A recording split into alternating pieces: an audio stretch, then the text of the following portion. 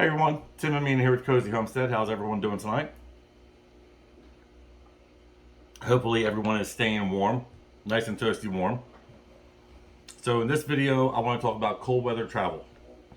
Some people seem to forget, stuff happens. You can break down, and it's better to be prepared.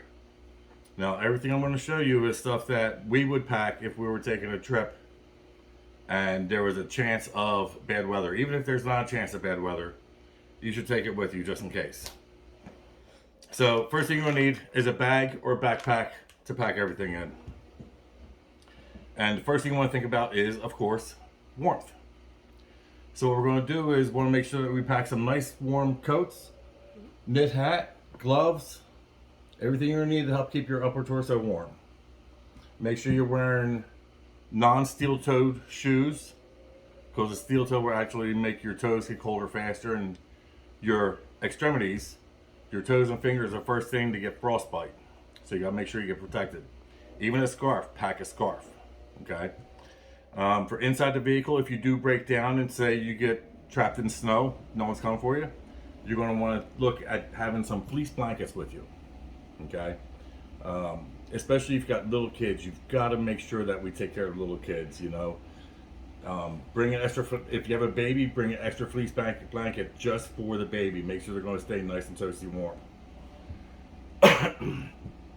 Now we're going to talk about some other stuff that you should bring. We've all heard stories of folks that have been trapped in snowbanks for days, a week, a long time. Mm-hmm. And there's going to come a time when nature's going to call and you're going to have to go to the bathroom. So I would highly recommend having a cup or something that you can pee in. Another thing you're going to want is plastic bags. If you cannot get out of the car and you've got to poop, have plastic bags that you can poop in. Then you want to have wipes so you can clean yourself. After you're done using it, if you can, put down the window and just pack that bag into that snow. And then put your window back up, okay? You want to think about stuff to eat.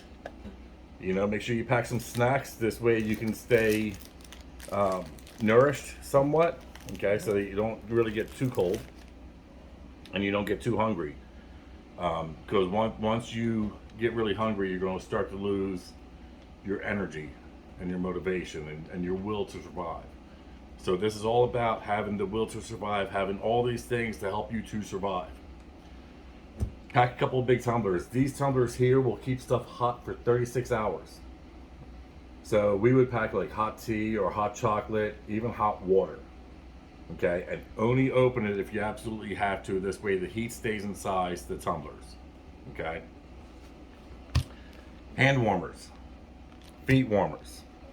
Not really expensive. I can tell you that we buy them by the case, and they can be a lifesaver. They help to keep your fingers and your toes nice and warm. Flashlight, have a flashlight, even one of these lights here that you can actually open up. If you can get out of the vehicle and you hear someone coming, you can get out and wave this around so people can actually see you and know that you need help. Your meds. Don't forget to bring meds. With me, I've got blood pressure meds. My wife is, like I said before, very bad asthmatic. So we got to make sure that she's taken care of as well. So pack an extra albuterol or an inhaler or whatever med you use for your asthma. We have power banks. This flashlight is rechargeable. So you can actually take and plug, if the battery goes dead on this or is starting to go dead, you can actually take this, plug it into one of your power banks, so that you can still have your flashlight working. And you can also use a power bank to charge your cell phone, okay? Emergency candle.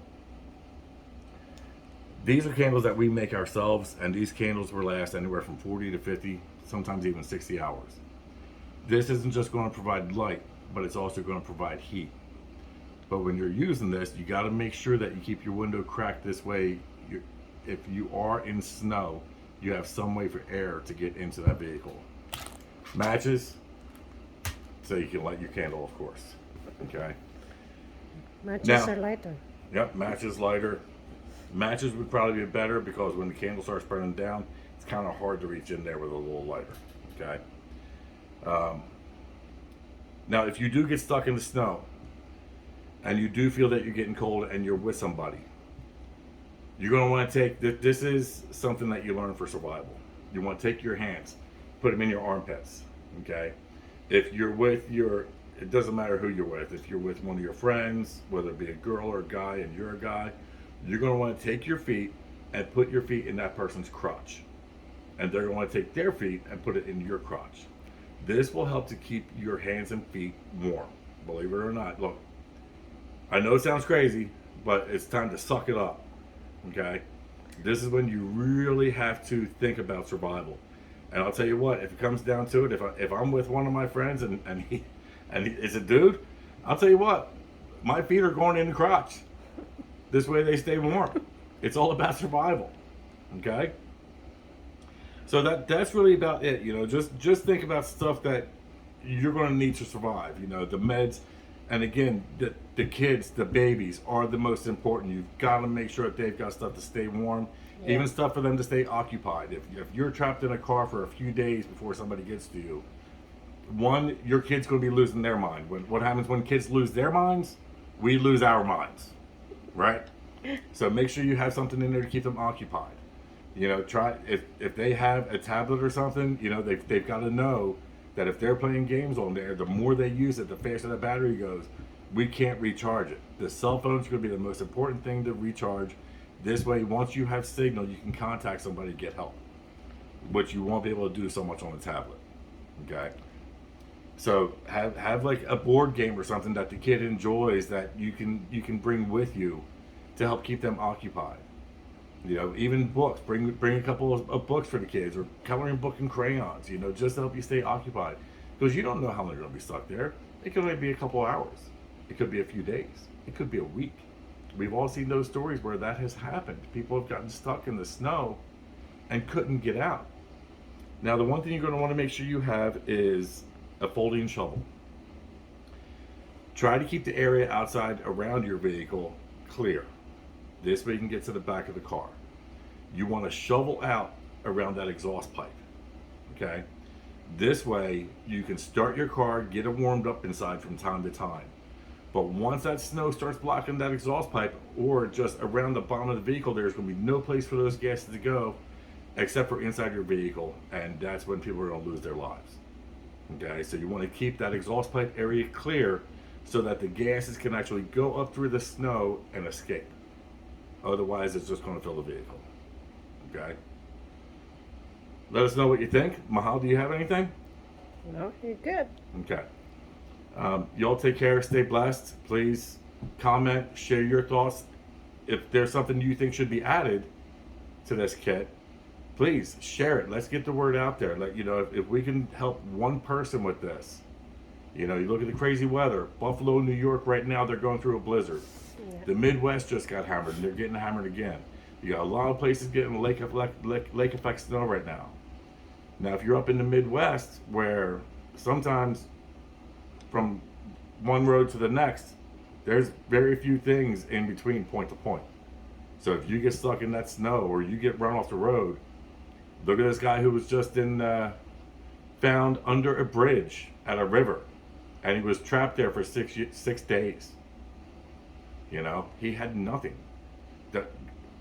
Somebody watched over this guy for him to survive for 6 days before he was finally found. Yeah. And he was only found by a couple of fishermen who just happened to see it and say, hey, what's going on over here? Something like that could happen to where your vehicle's not seen. So please take this stuff seriously. Prepare for it. This is all prepping basics. This is all part of the prepping basics. Okay? So y'all take care. Stay blessed. Good luck, and we'll see you in the next one. Bye.